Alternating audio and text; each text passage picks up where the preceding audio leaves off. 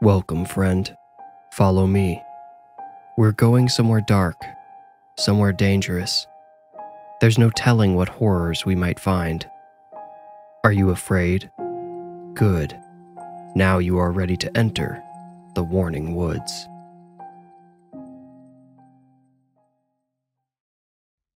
From the corner of his eye, he caught movement.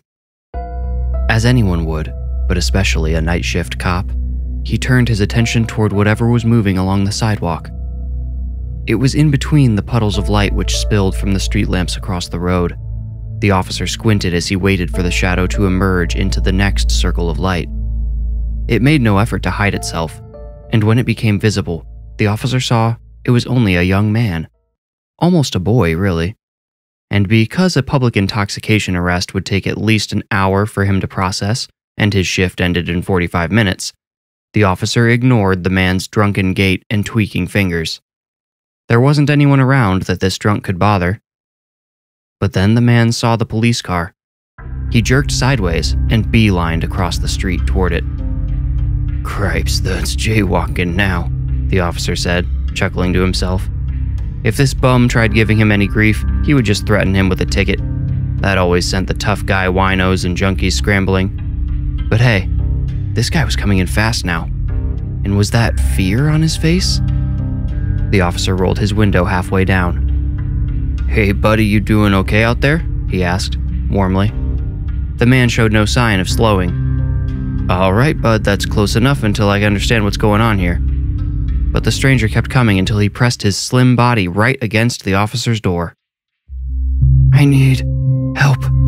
Someone's coming after me," the strange man panted. As drunk as his movements had looked, his eyes were cold and sober. His face bore an expression of genuine fear. "All right, let's hear about it. What's going on? Are you in immediate danger?" Yes, I need help right away." The man spoke like he was either much older than he looked or from a different time period.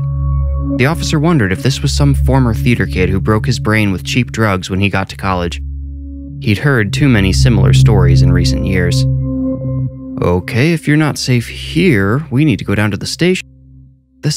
"Oh, of course. Yes, please take me to the station," said the man, again with the odd cadence. He didn't have an accent, but the way he emphasized certain words made it sound like English wasn't his first language. "All right," agreed the officer. He gestured for the man to step back so he could open his door. He got out, took 2 steps toward the rear door, and signaled for the man to get in. The man stepped forward until he saw the hard plastic seat and barred windows. "Oh, no, you don't understand. I'm not a criminal. I need help." "Look, I don't know you from Adam. Until I can ID you and get your story straight, I'm not letting you sit up front with me." "But you can't lock me up," the man said. He sounded slightly feminine. Never mind. I'll look elsewhere. Someone will help me, I'm sure. Good night, officer." Good night? Who says good night to another grown man, let alone a cop, the officer thought. "Sorry, guy, I can't let you wander off like that." "Why not?" the man asked, turning back toward the officer. "Because I need to make sure you're okay out here on your own. Listen, I'm supposed to go home in a few minutes. I'd love nothing more than to let you go. Let's just talk." He touched the strange man's bicep lightly. It was meant as a friendly gesture, but the man tensed. "Hey, I don't want to fight you. Just come back to the car with me." The officer saw the punch formulate in the subject's eyes before it manifested in any other part of his body. As the man's fist swung out and up toward the officer's jaw, he stepped backward, then rocked in to catch the man's arm and use the momentum to push him off balance. They both went to the ground, the officer with his knee firmly planted on the subject's upper back. "Dispatch, I've got one in custody," he said into his radio. He didn't even sound out of breath. Beneath him, the man begged, "Please, just keep me safe. Wherever you're taking me, please just keep me safe. Don't let anyone get me." Once the handcuffs were on, the arrestee quit resisting. He stood when the officer lifted him, and ducked when the officer shoved him into the back seat. He was silent during the whole ride to the station. In the rearview mirror, he looked oddly serene. At the station, and with another officer present, The arresting officer performed a blood alcohol evaluation on the young man and found that he was, shockingly, stone cold sober. Or he hadn't had a drink anyway. Drugs were harder to test for in real time, but the man's eyes were clear, and he seemed to be cognitively functioning for the most part. He still wasn't making a lot of sense, but he seemed to have realized this on his own and voluntarily gone quiet. He peacefully allowed the officers to look him over for track marks or bruises. He seemed eager to prove he wasn't on any sort of substance. The officers handed him over to a detective who could hopefully get to the bottom of the situation. "So I'd like you to tell me who it is you're running from and why," the detective asked. His name was Brian Brainerd, and he was a 26-year veteran on the force. He had experienced just about everything a cop can experience on the local level, and he had the scars to prove it, including a bullet wound on his shoulder below his left clavicle. He had once been a hard charger, but age, experience, and injury had shown him the benefits of connecting with people on a mental or emotional rather than a physical level. He maintained his former tenacity, but utilized different tactics. "It's my husband. I escaped from him and he's trying to take me back," the young man said. So you're... Brainerd politely tried to downplay his surprise. When he had first graduated from the academy, his peers and superiors were still using the term queer as a pejorative. As the culture evolved, he did his best to evolve with it, but he still found his reactions to meeting homosexuals mirrored himself from 1997. "I'm married, yes," the man said, not noticing or reacting to Brainerd's awkwardness in the slightest. Then his eyes went wide and he said, Oh, right, of course. That must seem strange." "Strange? No. I'm just from another era, I suppose. Please, I hope I didn't make you uncomfortable." "Not at all. I momentarily forgot how the situation must look," the young man said. He had such a bizarre way of talking. "The other guys said you wouldn't give them your name." "It's not that I don't want to cooperate," he replied, apparently leaving it at that. Brainerd realized he wasn't going to elaborate and said, "Well, we found your driver's license in your wallet. It says your name is Darian Whitney." "Darian," the man repeated, testing the name. "Does that seem familiar to you?" Brainerd asked. Darian nodded politely. "Good. So now that that's out of the way, how about you tell me where you're from?" "I've lived here my whole life," Darian replied. He said it with total conviction, but Detective Brainerd knew it was a lie. He suddenly wondered if he was sitting across from a psychopath. He had met a few in his time. They were nearly impossible to read. "Well, look, Darian, I don't want to accuse you of anything, but I know that's not true. I can't help you unless you start being honest with me." Darian looked utterly confused. His eyes flicked back and forth as he searched for an answer that would satisfy the detective. Brainerd watched him squirm for a minute, then got bored. "Your license is from California," he said. "You have an address there. The other name on your lease is Reese Whitney. Is that your husband?" Darian pinched his eyebrows together and said, "No." "Brother?" asked Brainerd. Darian looked like he was about to say no again, but paused and slowly nodded. Yes, Reese is my brother. Has he been looking for me?" "I can't say I'm sure," Brainerd said.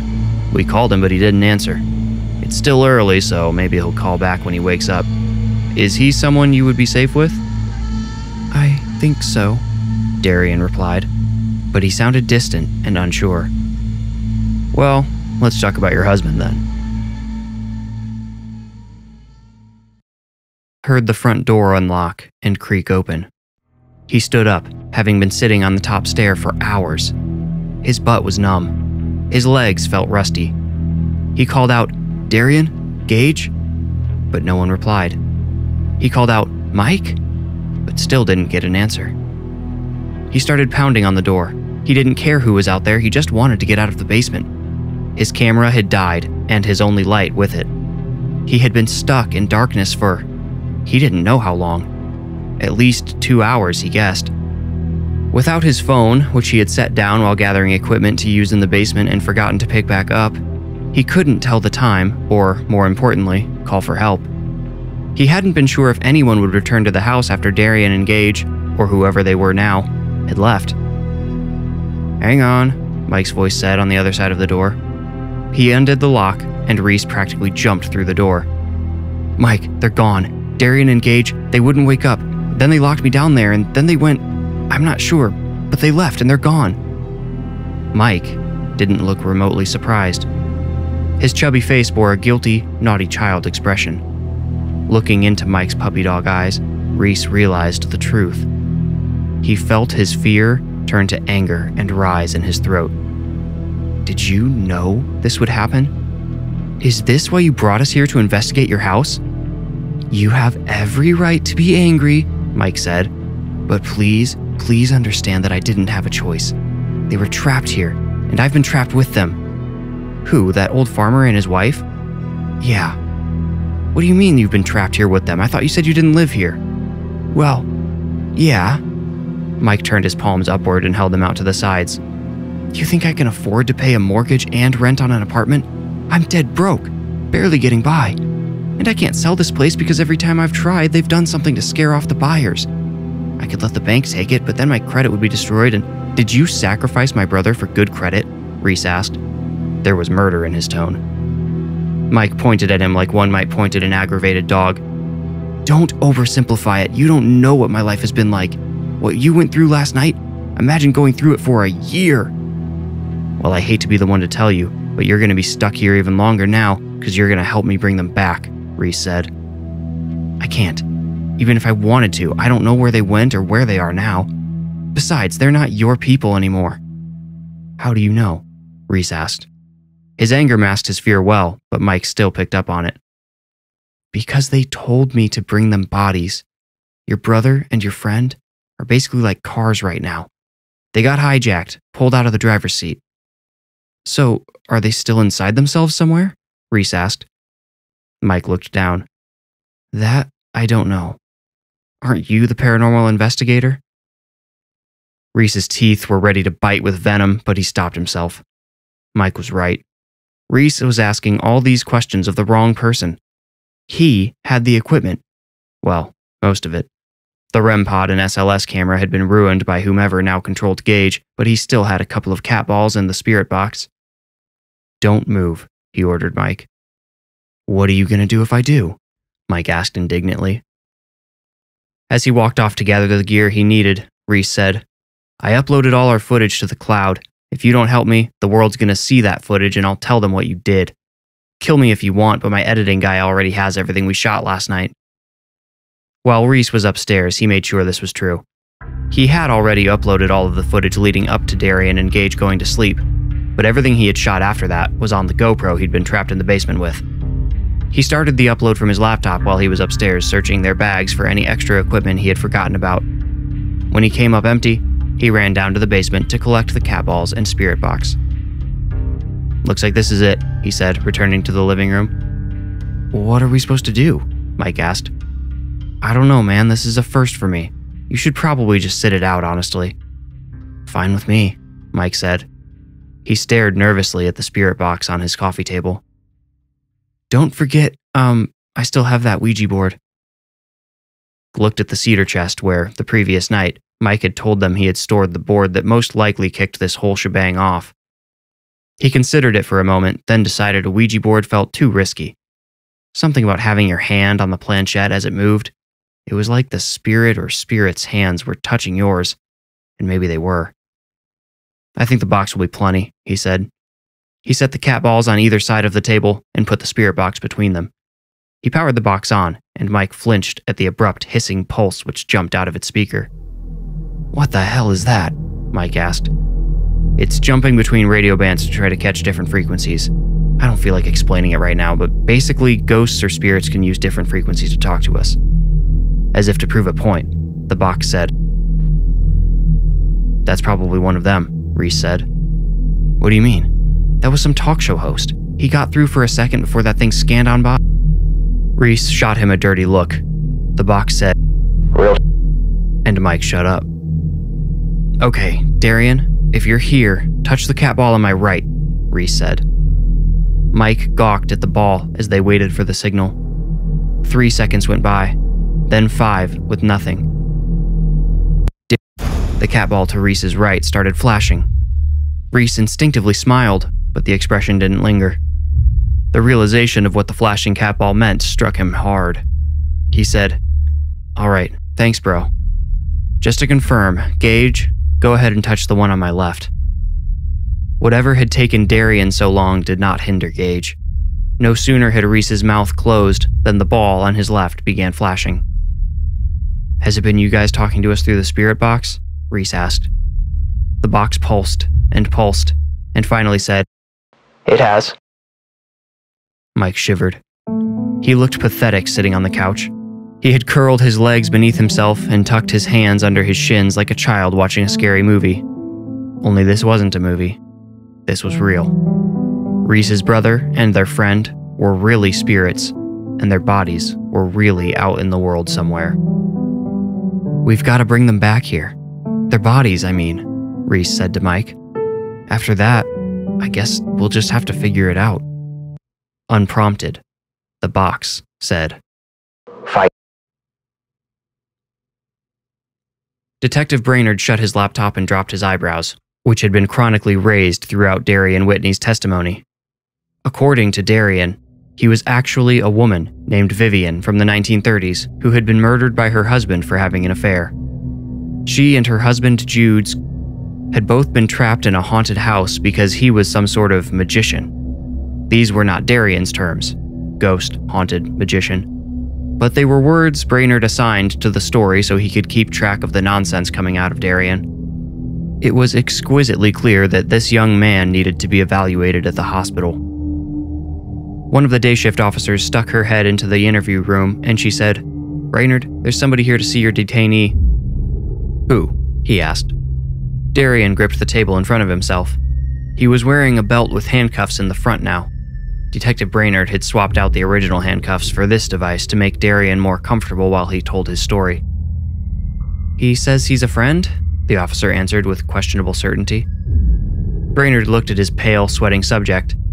Darian looked markedly worse upon the mention of a friend waiting for him. Even if whoever was in the lobby was a friend, Brainerd didn't think it was a good idea for him to visit at the moment. "Tell him Darian can't see anyone right now. I'm gonna drive him to the ER and get him an eval." "Want me to let the friend know?" asked the officer. "No!" Darian shouted. The officer looked blankly from him to Brainerd. Brainerd pursed his lips and shook his head. The officer said, "All right, I'll tell him to get lost." "Thanks, Kelly," said Brainerd. Then he looked at Darian and asked, "Are you up for a car ride?" Darian got into the back seat more willingly than the first time, but still seemed nervous about it. Brainerd didn't fault him and patiently waited for him to situate himself. Once Darian was settled, Brainerd reached across him to buckle the seatbelt. "All good?" he asked. Darian just nodded, staring at the floor. "Okay, it's just a little over 5 minutes to the hospital. Sit tight." Brainerd got behind the wheel, radioed dispatch to let them know they were on their way, and pulled away from the police station. There was a stoplight a block down the road, and when they reached it, it was red. As they waited for the light to turn, Vivian, as Darren, looked over her shoulder. A prickly sensation was creeping up her neck, under her hair. It made her digits tingle. It made her want to get up and run. When she looked back through the barred rear window, she saw why. A blue car she only vaguely recognized was pulling out of the police station parking lot and turning toward them. "Detective?" she said. "Yeah." "I think my husband might be following us." The light turned green and they rolled through the intersection. Soon they were going 25 miles per hour, leaving the police station behind. The blue car kept its distance, only matching their speed once they had gotten a decent lead. Brainerd clocked the trailing vehicle and nodded grimly. "Well, don't worry about him. You're safe with me, and the hospital has good security. They won't let anybody in." They made a left turn and Brainerd accelerated quicker than usual. Behind them, the blue car also made the turn, and also sped up quickly. The driver didn't keep the same respectful distance this time. This time, he kept accelerating until he was a bumper's width from Brainerd's car. Brainerd pressed the gas, gaining an extra 5 miles per hour, but the blue car stuck with him. "Hey, are you still buckled tight back there?" he asked Darian. "Of course," Vivian replied. Brainerd's hands went for his radio. He picked up the mic, but before he lifted it to his mouth, the car's rear end jerked hard to the right. The impact made Brainerd drop the radio mic. It flew through the air, stretching out its spiral cord as it swung across the cab, struck the plexiglass separator, and fell to the floor in front of the passenger seat. The car spun in a semicircle, screeching as it slid. Vivian smelled burnt rubber, sour in Darian's nose. When they finally stopped moving, Brainerd glanced over his shoulder. "You good?" he asked, sounding remarkably level. "I'm not hurt," Vivian replied. Brainerd was already searching for the dropped mic. He was bent over the passenger seat, feeling for it with his right hand. His left went to his seatbelt, intending to unbuckle it. Fortunately, he wasn't fast enough. If he had been, he might have been thrown through the windshield. Vivian warned him with a scream just as the blue car rammed them a second time. There was a sound like a gunshot below Vivian's seat. Brainerd's head hit the glove box with a crack, and he went still. The car rocked, nearly tipped over, then settled. The forced slide had blown out the back tire on the passenger side. The driver of the blue car stepped out, and Vivian recognized her husband, warden, and murderer, Jude, disguised as the boy Gage Kepler. He walked around the battered police car and tried Vivian's door, which was locked.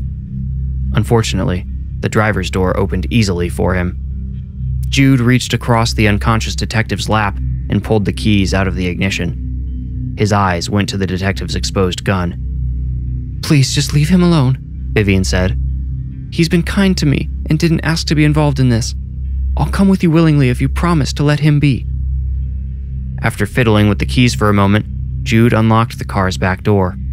He opened it and gestured for Vivian to slide out. She held her cuffs out, showing them to Jude and nodding at the keys in his hand. "You'll behave?" Jude asked. Vivian nodded solemnly.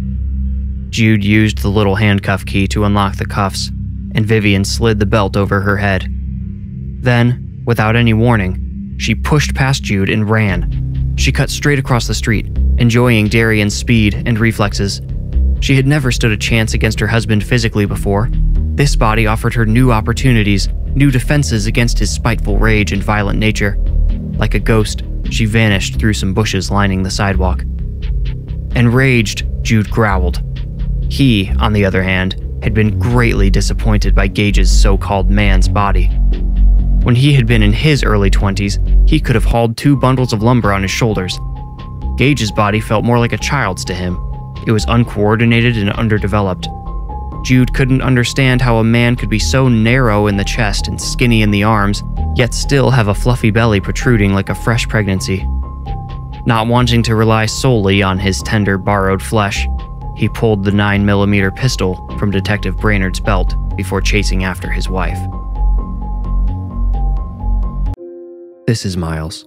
I hate to interrupt, but this would be a great time to hit the like button and subscribe to my channel if you haven't already. I promise you won't regret it. Now, for the rest of the story. A single siren wailed in the direction of the rising sun. Neither Mike nor Reese noticed as they cruised through the neighborhood in Mike's truck, but a second siren caught both of their attention, and a third made them grimace at each other. Mike, who was driving, said, "Do you think?"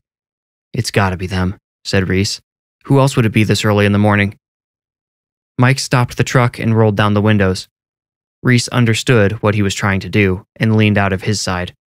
He closed his eyes, feeling that this would somehow help him hear better. The 3 sirens were slowly converging. "I don't know this town at all. Any idea where they are?" he asked Mike. Mike had his eyes closed too. "I think it sounds like they're going to the park." Mike described Whaley Park, which was located in the center-north part of town, while he got the truck moving again. "I'll tell ya," Mike said. "If the cops are going to the park, it could just be for a drug overdose or something. Lots of people use the park for unsavory activities at night." Reese considered this for a moment, then shrugged half-heartedly. He said, "At least it's somewhere to start." A couple of minutes later, Mike said, "Hang on, maybe they're not going to the park." "How come?" Reese asked, apprehensively. If the sirens weren't going to the park, then they needed to reroute. He could see a playground up ahead. "It sounds like they're still somewhere over there." Mike pointed toward Reese's window, making a circle with his finger. He was right.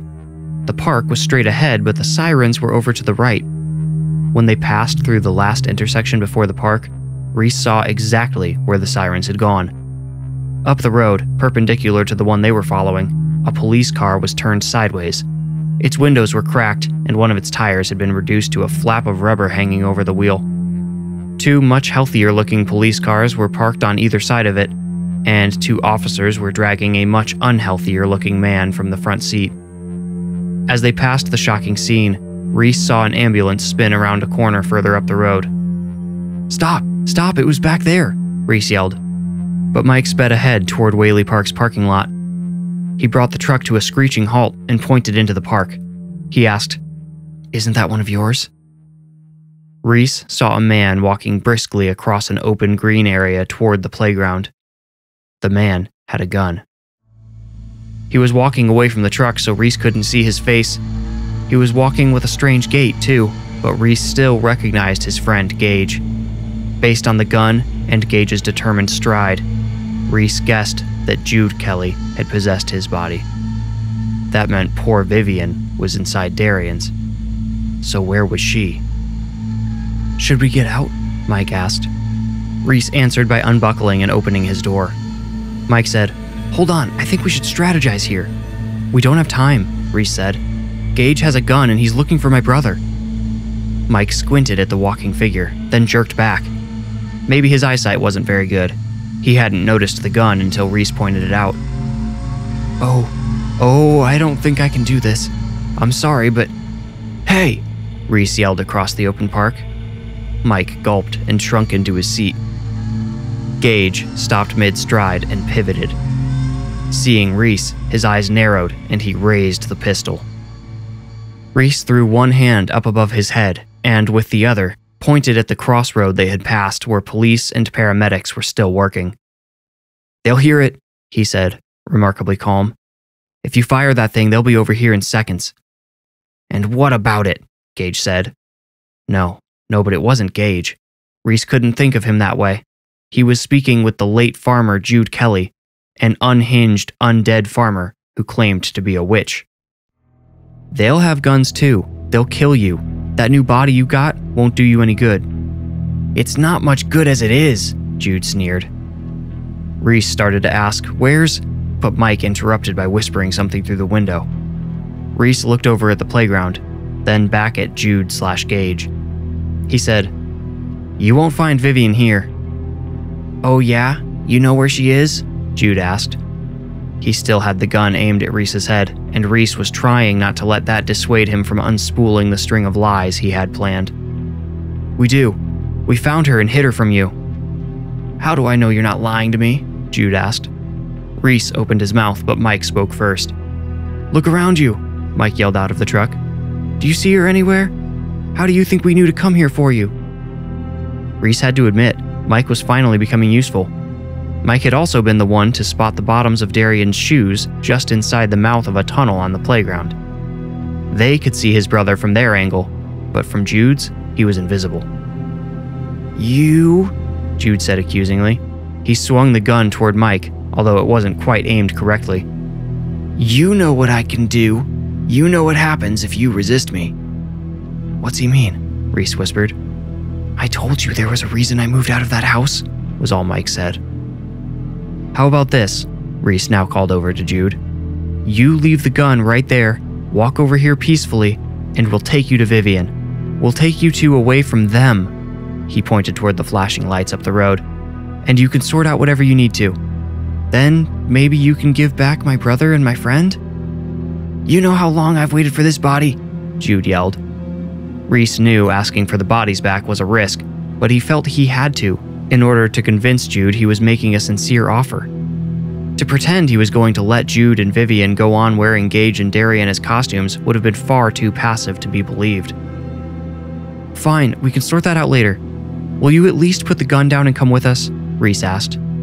Jude hesitated for a moment, taking a long look back over his shoulder to make sure Vivian hadn't popped out from behind a bush or a tree to run farther away, then stooped toward the ground and set Detective Brainerd's pistol in the grass. He walked slowly toward Reese and Mike. "Get in the back seat," Mike instructed Jude once he was within normal speaking range. Jude shot Mike a rude glance through Gage's eyes, but he obeyed. Reese said, "Buckle your seatbelt so the police don't stop us." And Jude did. "Get the gun!" Reese yelled toward the playground. Gage's eyes went wide as Jude realized the enormous mistake he had just made. Vivian backed out of the tunnel, leapt from the playground, and crossed the open area in a flash. She picked up the pistol and aimed it at Jude, but all Reese saw was a gun pointed at Gage's head. "Don't forget he's in my friend's body," he pled. "I know where to shoot him without killing him," Vivian seethed, warning Jude but not comforting Reese in the slightest. Vivian held the gun remarkably steady as she walked toward them. "Reese, I think it'd be best if you and Gage rode in the bed so he doesn't try anything," Mike said. "Won't that tip off the cops? They've got to be all over this area by now," Reese replied. "Just stay low and I'll do my best to avoid them." Jude whined, "I will not ride in the—" "Do what he tells you," Vivian ordered, waving the gun so it pointed just past Gage's head. Reese wondered if he should take the gun from her. She had no attachment to Gage and only hatred for her husband, not to mention reason to fear him. Ending him would only serve to benefit her, even if it meant innocent Gage's body was destroyed in the process. But for the time being, he let her keep the gun while he and Mike tied an extension cord that had been in the bed of Mike's truck around Gage's wrists and ankles. They both prayed none of the patrolling cops would happen by this particular corner of the parking lot until they were finished. "Take him far away from me," Vivian said, pleading through Darian's lips. "We can't," Reese said, breathlessly, as he fought one of Gage's legs. "You're not considering taking us back, are you? Don't you know what that would mean? I'd rather shoot all three of you right here and be done with it. I'd rather go to an actual prison than be trapped in that prison with him." "I know," Reese said. He couldn't come up with anything better. "What if we could, I don't know, free you?" asked Mike. "Isn't there some sort of afterlife you could move on to?" Darian's face remained hard with Vivian's anger, but then his eyes dropped and his expression softened. Vivian said, "Sarah went somewhere. If there's a chance I could see her again, do you think I could find her?" Mike and Reese hoisted Jude into the bed of the truck, rolled him over, and closed the gate. Reese stepped around and put a hand on his brother's familiar shoulder. He said, "I don't think we can give you any guarantees, but if we don't try, you'll be stuck living as my brother until you just die again. I miss my brother, and so will our parents and friends." With a subtle but playful grin, he added, "He has a girlfriend too, you know." Vivian raised the gun toward him. Reese thought he had accidentally crossed a line and would now pay with his life. He pounced backward with his hands up, palms out. "No," Vivian said. "Take it." Reese took the gun solemnly and turned it over in his hand. He had never held a gun before. It felt heavier than he had expected. It carried a palpable weight of responsibility. Vivian climbed into the passenger seat without any more arguing. "Let me see that," Mike said. He was holding a first aid kit he had pulled from under the driver's seat. Reese gratefully handed him the gun. Mike put the gun in his waistband while he dug through the first aid kit until he found a square package containing an alcohol wipe. He tore the package open with his teeth and wiped the gun's grip clean. Then he held the grip through his shirt and wiped down the barrel. After a final look over, he tossed the gun into the grass. "You're just gonna leave it there?" Reese asked. Mike didn't answer, just climbed into the truck. Reese jumped into the bed next to Jude, and they backed out of the parking lot. They passed by the flashing scene of the wrecked police car without incident. Once it was safely behind them, Mike called the police on his cell to tell them he was pretty sure he had just seen a gun laying on the ground in Whaley Park. He was graciously thanked for the tip. Not only did this clear his conscience, it directed the police force's attention to the park and guaranteed them an uninterrupted trip back to the house. Reese noticed Jude was whispering something inaudible over the truck's rumbling wheels and roaring exhaust just beneath them. "Hey," Reese barked, "no talking." A sinister concentration in Gage's eyes told Reese that the man inside him was up to no good. Jude continued to whisper fast, strange words under his breath. Now a weird feeling invaded Reese's head. He felt like his consciousness was being pushed backwards. His forehead broke out in a cold sweat. He put a hand there and felt his skin burning up like he had a severe fever. He raised an arm which felt heavy and slow and tapped on the rear window. At the next stop sign, Mike leaned out. "Everything good?" he asked. Jude's voice was easier to hear while the truck idled. Whatever he was saying, it was in a language Reese did not recognize. "Mike, some things... His fever-addled brain couldn't connect to his mouth. Mike opened his door to get out, but Reese managed to say, "No, drive." He worried if they didn't keep moving, they would never make it. Jude had once used dark powers to trap his wife and himself on Earth. It was likely him who had separated Darian and Gage from their bodies while they slept. There was no telling what else he might be capable of. Reese's eyes wanted to close, but he willed them to stay open. In his blurry vision, he noticed the extension cord slipping where it was wrapped around Gage's wrists. Summoning the last of his waning strength, Reese climbed behind Jude and wrapped an arm around his neck. He anchored his other elbow in Gage's back and grabbed his own wrist the way he had watched someone do online before he and Mike set out on their recovery mission. This move was called a rear naked choke and was supposed to knock a person out without causing any lasting damage. He and Mike had studied the move together in case they should need to incapacitate Jude or Vivian. Jude stopped chanting while he fought against the choke, but Reese was able to leverage his own weight even as his strength faded away.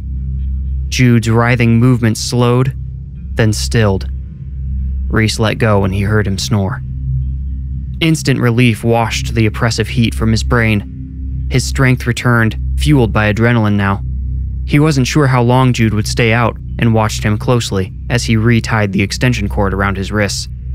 He didn't want to have to choke out Gage's brain twice. Mike pulled into the driveway a few minutes later. Jude was still thankfully unconscious.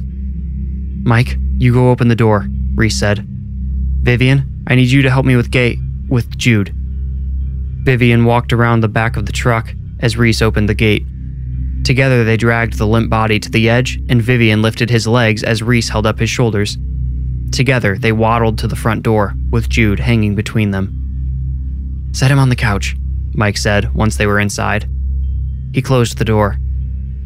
As soon as Vivian released Gage's legs, setting his body down on the couch, Mike's arms were around her neck in a slightly clumsier version of the rear naked choke Reese had put on Jude. Darian's eyes went wide with surprise. Vivian tried to say something, but her airway was cut off. She pawed at Mike's arms with Darian's hands, but in the end couldn't resist the creeping blackness which put her to sleep. Reese was already in action. Before Vivian was fully out, he was turning on the spirit box, which still sat on the coffee table between the two cat balls. "You guys still here?" he asked. He waited, giving ample time for a response that wouldn't come. Reese yelled into the house, "Darian, Gage, come quickly!" For another tense moment, nothing happened. Then, one at a time, both cat balls lit up. "Is that you guys?" Reese asked. "Hey, I think this one's waking up," Mike said. He was hovering over Gage's body. "Don't knock him out again," Reese said. "He could actually be Gage again." "Trying," the spirit box said. Suddenly, Gage's body began to spasm. His bound hands pounded into his own stomach over and over. His legs flopped like a fish's tail against the couch's cushions. Darian's eyes fluttered open. Reese was so focused on Gage that he didn't notice. Darian sat up and rushed toward his spasming friend, pushing Reese and Mike out of the way. Reese grabbed Darian's arm to restrain him, but Darian turned sharply toward him. "Reese, it's me. I'm back, and Gage is trying to get back too." Reese almost laughed with joy, and would have if they were out of the woods. "Gage, come on, push him away," Darian yelled into Gage's ear. "What if he's not strong enough?" Mike asked. "He has to be," Darian shouted back. Reese had an idea. "Vivian," he called, "help us. We won't stop until you're at peace, but you have to help us get our friend back." It didn't seem like his pleading helped. Gage continued to writhe and jerk while Mike held him down and Darian shouted in his face for over a minute. But then, in a split second, Gage stopped fighting, opened his eyes wide, and sucked in air. "Gage?" Darian asked hopefully. Gage didn't blink. He stared up at the ceiling. His chest heaved as he drew in enormous breaths that grew more even with time. When his breathing leveled out, he said, "I didn't even realize I missed breathing. Did you?" He looked at Darian. Darian laughed and shook his head. "She did it," Gage said. "She saved me. I was gonna lose, but she, swooped in and pushed him out. For a second, all three of us were in here." He held a hand to his chest. I thought my body was gonna explode. "Vivian, if you can still hear us, we owe you one," Reese said into the air. "We know how we can pay her back. We know how to help her move on," Darian said. He looked at Mike. "Got a hammer?" Mike told the boys it was probably best for them to be scarce while the police investigated the hidden grave they had uncovered in the basement. Darian and Gage had been able to lead Mike and Reese to the exact spot where Jude had buried Vivian decades earlier. Mike had to break apart some concrete, then they had all dug until they uncovered 2 parallel arm bones in the dirt under the house. Once the boys had left, Mike called the police. He told them he dug the grave up on his own after having a very vivid nightmare. Vivian, it turned out, also had a traditional grave in a nearby cemetery. Mike temporarily became a local hero after her body was returned to its rightful place. The local paper wrote up a story about the case, prominently featuring Mike.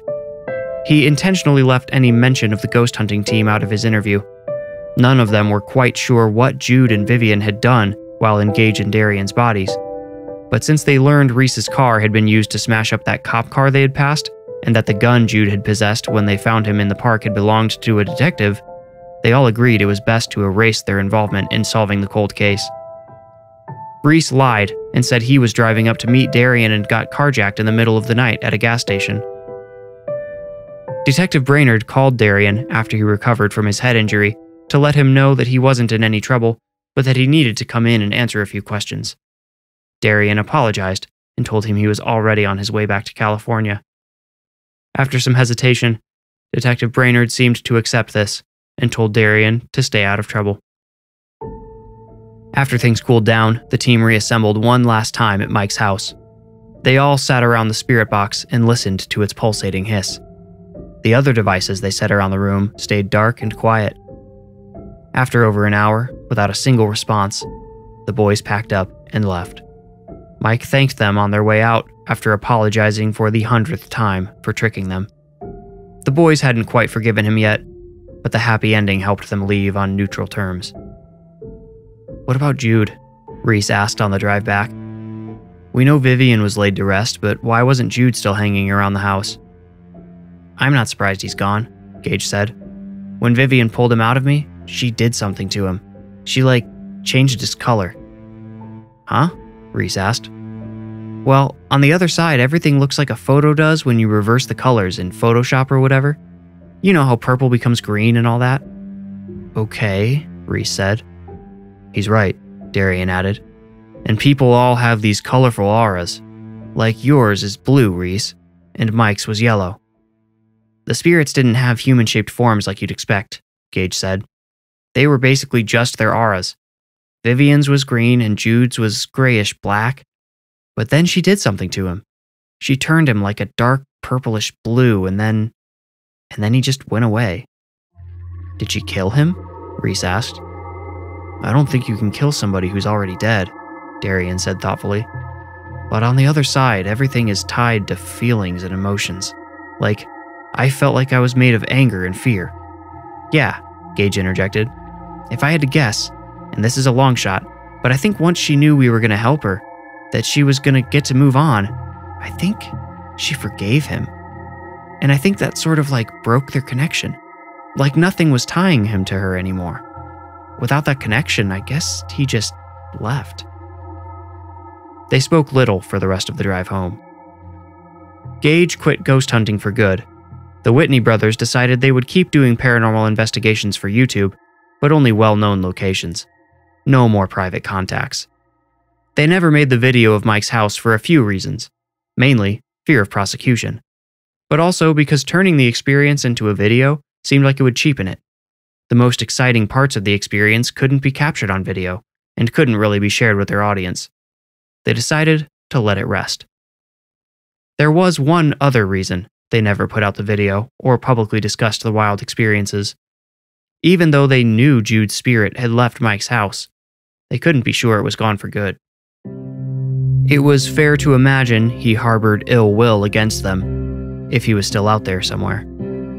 Reese and Darian hoped that if they stayed quiet about him, Jude would continue to leave them alone. And so far, it's working.